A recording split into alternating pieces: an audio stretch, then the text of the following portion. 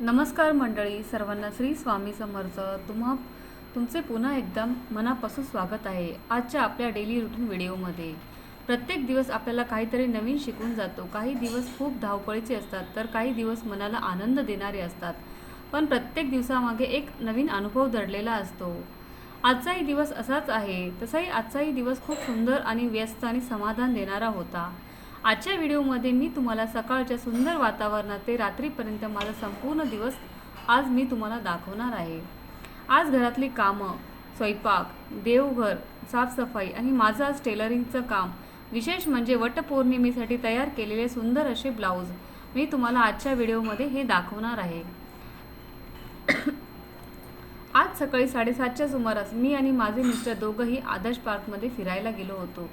मुलगी शाळेत गेल्यानंतर आम्ही थोडासा वेळ स्वतःसाठी काढला. रात्री पाऊस पडल्यामुळे वातावरण अगदी खूप छान आल्हाददायक झालं होतं. थंडगार वारा, झाडावरून पडणारे पाण्याचे थेंब, पक्ष्यांचे गोड आवाज, हिरवेगार परिसर, खरंच मन प्रसन्न होऊन गेलं. अर्धा पाऊण तास निवांत असं आम्हाला आज चालायचं होतं. खूप छान सकाळची अशी सकाळ झाली होती. मी तर बोलते की रोज सकाळी उठून आपण रोज वॉकिंगला जायला पाहिजे, चालायला पाहिजे. पण काय, प्रत्येकाच्या आयुष्यामध्ये सगळ्यांना सकाळची घाईच असते. सगळ्यांना सर्व कामं असतात. आपल्या महिलांसाठी तर बापरे, सकाळची सकाळ तर काही बोलायलाच नको. पण सकाळचं जे असतो ना, त्याच्यामध्ये विटॅमिन्स भरपूर असतो. त्यासाठी सकाळी नक्की महिलांनी चालायला गेलं पाहिजे. सकाळचं सुंदर दृश्य मनामध्ये भरून घेतलं पाहिजे. दिवसभराचा आपला थकवा निघून जातो. खूप पॉझिटिव्ह एनर्जी आपल्याला सकाळची मिळत असते. अर्धा पाऊण तास असंच आम्ही चालत होतो. अशा सकाळी मन शांत होतं आणि दिवसभर काम करण्यासाठी आपल्याला एक नवीन ऊर्जा मिळते. आयुष्यात कितीही काम असले तरी ना, महिलांनी स्वतःसाठी नक्की थोडासा वेळ काढणं खूप म्हणजे खूप जरुरी आहे. तर मैत्रिणींनो, असंच मी तर रोज म्हणते की चला जाऊ. माझे मिस्टर तर काही यायला तयारच नसतात. तरी पण मी आज खूप पाठीमागे लागून त्यांच्या पाठीमागे आम्ही आज गेलो होतो.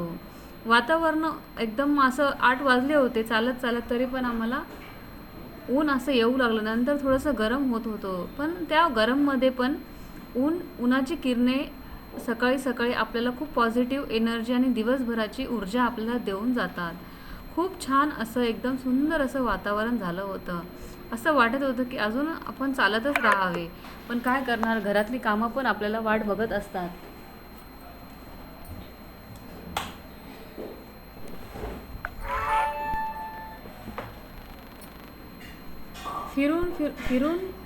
फिरून राऊंड मारून आम्ही घरी आलो.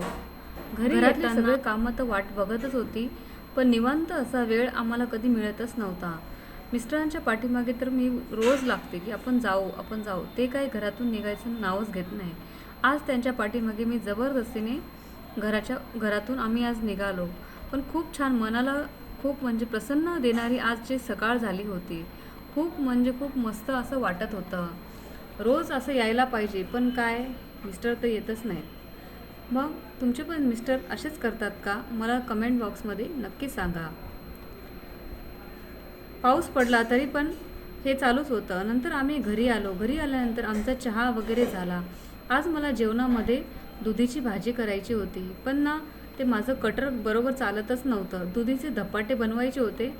सगळी तयारी मी त्याचीच केली होती, पण ते करण्याच्या अगोदर ते कटरनी त्याचा वरची साल निघत नव्हती. म्हणून मी पहिला कटर शोधून काढला, पण ते पण बरोबर चालत नव्हता.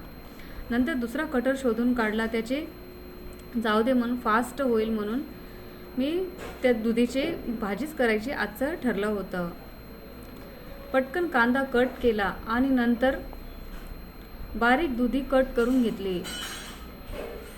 त्याच्यामध्ये हिरवी मिरची, लसूण, जिरं, कोथिंबीर घालून मिक्सरला पहिलं सर्वात अगोदर कढईमध्ये गरम थोडंसं तेल टाकलं. त्याच्यामध्ये हिरवी मिरची भाजून घेतली आणि ते पूर्ण वाटण तयार करून घेतलं. हिरवी मिरची, लसूण, कोथिंबीर, जिरं असं आजचं वाटण करून घेतलं आणि एकीकडं तोपर्यंत कांदा भाजायला ठेवला. कांदा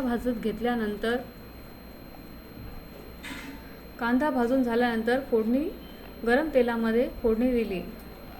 दुधीची भाजी अनेकांना साधी वाटते, पण योग्य मसाल्यामध्ये प्रेमाने बनवली तर तिची खूप चव छान येते. साधं अन्न हेच आपल्या आरोग्याचं जेवण आहे. खूप म्हणजे आरोग्याचं रहस्य आहे. आपल्याला वाटतं दुधीची भाजी खूप अशी ही लागते, पण नाही. तिला छान असं वगैरे मसाला वगैरे टाकून बनवला. हिरवी मिरची, लसूण, कोथिंबीर आणि मुगाची डाळसुद्धा भिजत घातली होती. तिखट, मीठ, हळद टाकून मी वाफेवरतीच मला बनवायची होती. पुन्हा अजून विचार केला की एकच भाजी बस होईल. मला ब्लाऊज द्यायचे होते ना, त्यामुळे मी जेवणाची तयारी पटकन करून घेतली. नंतर मी ते छान असं तेलामध्ये वाफून घेतलं. भिजत घातलेली मुगाची डाळ पण त्याच्यामध्ये टाकली. छान तेल सुटेपर्यंत दुधी तेलामध्ये वाफून घेतले. नंतर माझ्या मुलाला चहा द्यायचा होता. चहा ठेवला. नंतर एकीकडं गॅसवरती गरम पाणी ठेवलं. हे वाफेपर्यंत मुगाची डाळ स्वच्छ धुवून घेतली. नंतर मुगाची डाळ त्याच्यामध्ये टाकले. मला वाटलं ती भाजी हे सगळं मी मिक्स करते चांगले होईल का, पण नंतर खाऊन बघितल्यानंतर ना सगळ्यांनी म्हणजे घरच्या ही भाजी वाफून घे ही भाजी वाफेपर्यंत मला पीठ पण मळून घ्यायचं होतं. चपातीला पीठ चुरायचं होतं. नंतर ही भाजी वाफल्यानंतर मी थोडंसं त्याच्यामध्ये पाणी टाकलं आणि नंतर फुल गॅसवरती त्याला शिजू दिला आणि काळा आपला घरातला घरगुती जो गरम मसाला असतो तो मसाला मी त्या भाजीमध्ये वापरला आणि हे सगळं मी स्वच्छ करून घेतलं. हे सगळं करता करता मला तरी पण बराच वेळ गेला आणि नंतर मला द्यायचे होते 2 ब्लाऊज. माझे सगळे कामं आवरले. सगळं जेवण झालं आणि नंतर बाहेर ना पाऊस पडत होता. माझ्या घरामध्ये केळीचं झाड किती सुंदर आलेलं आहे. त्याला एवढे सुंदर पानं फुटले ना की बस, खूप छान असं आलं. नंतर 11:30 वाजले होते. माझ्या घरातले सगळे कामं झाले. सगळे कामं झाल्यानंतर देवपूजा पण माझी झाली होती आणि आज वातावरण भरपूर ढगाळ असं वातावरण होतं. मला आज ब्लाऊज द्यायचं होतं आणि माझ्या मुलाचा हट्ट होता आज पुन्हा मला रवा उत्तप्पा बनवून दे. हे सगळं मी बनवून ठेवलं आणि आमचा आज गॅसच संपला. हे सगळं पुन्हा मी नंतर फ्रीजमध्ये ठेवलं. माझे भांडे वगैरे झाले आणि हे ब्लाऊज मला द्यायचे होते. हे ब्लाऊज कट करून ठेवले. अजून दुसरे ब्लाऊज द्यायचे होते. हा बघा किती सुंदर मी हा ब्लाऊज बनवलेला आहे. हे बनवताना असं वाटतं की काहीच अवघड नाही, पण खूप सोपं आहे असं वाटतं बघणाऱ्याला, पण त्याला मेहनत भरपूर आहे. आणि दिवसभराची कामं झाल्यानंतर मी थोडंसं शूट केलं आणि हे काम करता आपल्याला थोडीशी रिलॅक्स पण असणं खूप महत्त्वाचं आहे. संध्याकाळी कस्टमर येणार आहेत म्हणून आज कोणत्याही परिस्थितीमध्ये हे ब्लाऊज मला पूर्ण करायचे होते. आज मी खूप सुंदर आणि वेगळ्या पॅटर्नच्या ब्लाऊजची तयारी करत होते. बाहेरून पाहणाऱ्यांना फक्त ते तयार ब्लाऊज दिसतो, पण त्या एका ब्लाऊजमागे कितीतरी मेहनत असते, कितीतरी वेळ असतो आणि किती विचार करून ह्या सगळ्या गोष्टी आपल्याला कराव्या लागतात. जो व्यक्ती ब्लाऊज बनवतो ना ते टेलरच समजतो की त्याच्यामध्ये काय काय मेहनत आहे ते.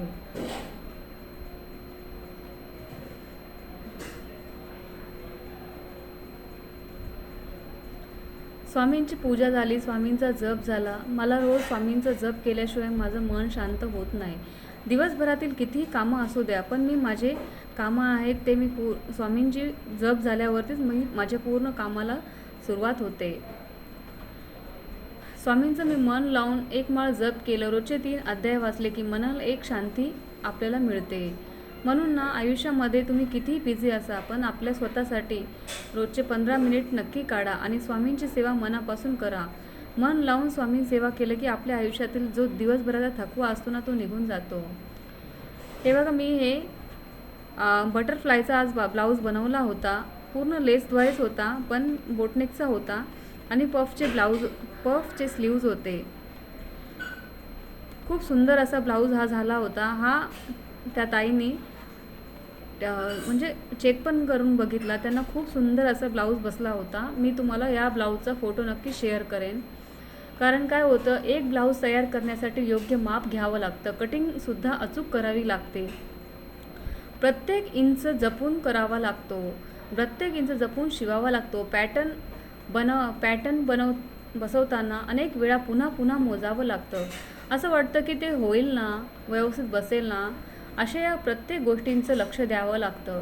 प्रत्येक पट्टी ही व्यवस्थित लावावी लागते. हे बघा मी असं गोल गोल कट केले. हे करताना असं वाटतं की हे सोपं आहे, पण हे करताना मला कमीत कमी 2 तास गेले. असं वाटलं की हा पॅटर्न मी उगाच घेतला. पण जे आपण आयुष्यामध्ये ना मेहनत केल्याशिवाय तर आपल्याला आयुष्यात कुठली गोष्ट मिळणारच नाही. त्या ताईंनी मला असं ब्लाऊज दाखवला होता आणि असंच मला बनवून द्यायचा होता. सेम मी तसा बनवून दिला आणि त्यांना हा ब्लाऊज खूप म्हणजे खूप सुंदर बसला. दोन्ही बाजू एकसारख्या दिसल्या पाहिजे.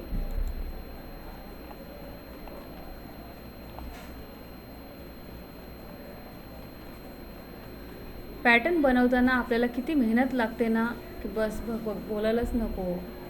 आज मी बनवलेले ब्लाऊज तुम्हाला पाहताना खूप सुंदर वाटतील, पण त्यामागे मी किती वेळ घेतला, संयम आणि अनुभवसुद्धा लागतो. हे फक्त शिवणकाम करणाऱ्या व्यक्तीलाच माहीत असतं. एक पट्टी लावणं, डिझाईन मॅच करणं, संतुलन राखणं, कटिंग जुळणं, फिनिशिंग देणं, हे सगळं करताना खूप म्हणजे खूप डोकं आऊट होतो. म्हणूनच प्रत्येक तयार झालेला ब्लाऊज माझ्यासाठी फक्त कपडा नसतो, तो माझ्या मेहनतीचा आणि कलेचा एक सुंदर असा नमुना असतो. हे करताना आपल्याला वाटतं की हे तर असंच होईल, पण असं नसतो. ही गोष्ट करताना आपल्याला प्रत्येक गोष्टीला एक वेळ द्यावी लागते. आजच्या दिवसातून मला एक खरंच खूप गोष्ट जाणवली. कोणतंही काम लहान नसतं. आज आपण काम करतो यापेक्षा कितीतरी प्रामाणिकपणे हे काम करतो, हे आपल्याला खूप महत्त्वाचं आहे. आपण कोणतं काम करतो, शेतकरी असो, शिक्षक असो, गृहिणी असो, टेलर असो, प्रत्येकजण आपल्या परीनेही मेहनत करत असो. म्हणून प्रत्येक व्यक्तीने प्रत्येकाच्या कष्टाचा आदर नक्की करा. आज ना हे 3 ब्लाऊज मी बनवले होते. या ब्लाऊजमध्ये बघा पफचे स्लीव्ज आहेत. आणि असा हा ब्लाऊज तयार झाला होता. मी हुका लावत होती, माझी मुलगी शूट करत होती. तिने बरोबर थोडंसं शूट नाही केलं, पण आलं व्यवस्थित. असा हा आजचा ब्लाऊज होता. गृहिणी म्हणजे सुपर वुमन. घरातील प्रत्येक स्त्री सकाळपासून रात्रीपर्यंत सतत काम करत असते. तिला सुट्टी नसते, पगार नसते, पण तरीही ती हसत सगळं काम, घर, मुलं, नवरा, स्वयंपाक, देवपूजा आणि स्वतःचा व्यवसाय असेल तेही ती सांभाळते. आणि स्वतःचा व्यवसाय ती मनापासून करत असते. यश हे एका दिवसात कोणालाही मिळत नाही. दररोज केलेली छोटीशी मेहनत एक दिवसीय मोठी यश घेऊन येते. आज मी शिवलेले 3 ब्लाऊज हे 3ही कपडे नाहीत, ते माझ्या अनेक वर्षांच्या सरावाचं हे अनुभवाचं फळ आहे. दररोज थोडं तुम्ही शिका. जर तुम्हालाही कोणत्याही क्षेत्रात पुढे जायचं असेल तर नक्की थोडंसं काम करा आणि दररोज स्वतःला सुधारत राहा. एक दिवस तुम्हाला नक्की यश मिळेल. संध्याकाळपर्यंत माझे 3ही ब्लाऊज पूर्ण झाले. कस्टमर घेण्यासाठी आले. ते पाहून मनाला खूप समाधान वाटलं. दिवसभर किती थकवा आला तरी आपल्या मेहनतीचे फळ झालं हे पाहून आपला थकवा निघून जातो. आपली मेहनत कधीही वाया जात नाही. तर मित्रांनो, आजचा संपूर्ण दिवस तुम्हाला कसा वाटला हे कमेंट बॉक्समध्ये नक्की सांगा. जर हा व्हिडिओ तुम्हाला आवडला असेल तर व्हिडिओ लाईक करा, शेअर करा आणि सबस्क्राईब करा. व्हिडिओ संपूर्ण पाहिल्याबद्दल अगदी मनापासून धन्यवाद. अशाच रोजच्या व्हिडिओबद्दल